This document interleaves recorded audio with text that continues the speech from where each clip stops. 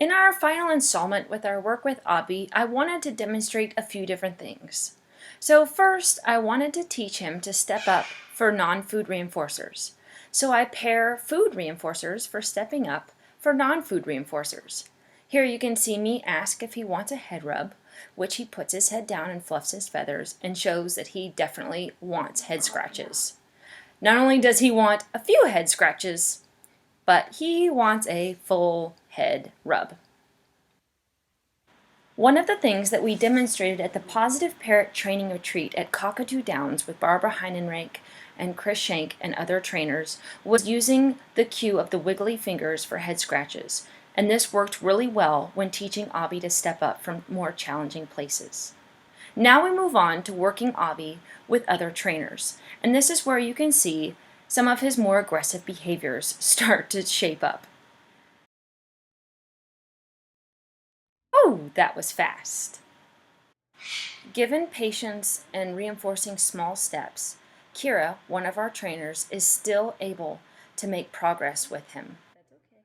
What Kira learned was how crucial small steps were to success.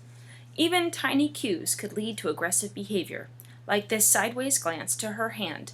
Body language is highly individual.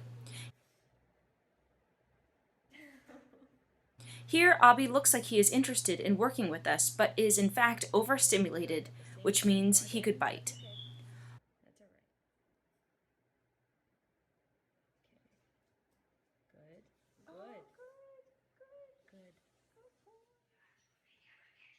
Honing our observation skills and proceeding carefully is a steady trek towards building trust with Abbi. There is absolutely nothing quite like the moment when we connect as a team and accomplish our goals.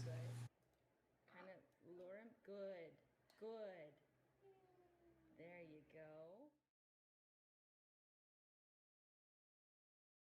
So how can you replicate our success with your own bird?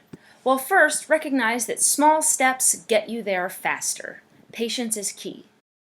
Second, remember that clear communication helps avoid confusion. Remember in the first video that I said that I avoided any situations where I would invoke confusion, frustration, or aggression in Abbi when I was servicing his cage outside of our formal training sessions.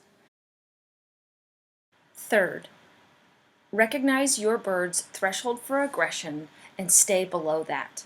I always worked within Abbi's window of comfort.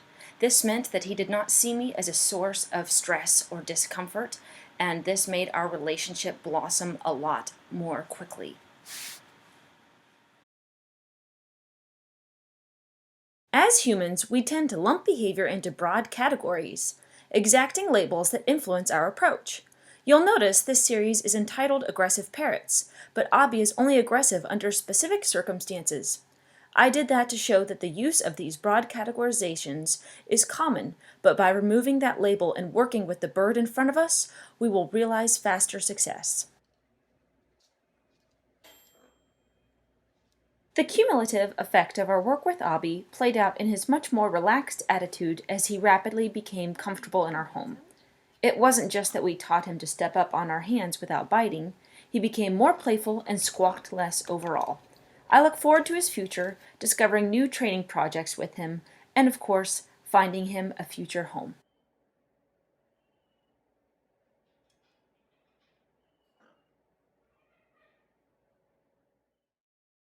For more videos, tips, and a lot of fun with birds, sign up for our newsletter by visiting our website at avian-behavior.org.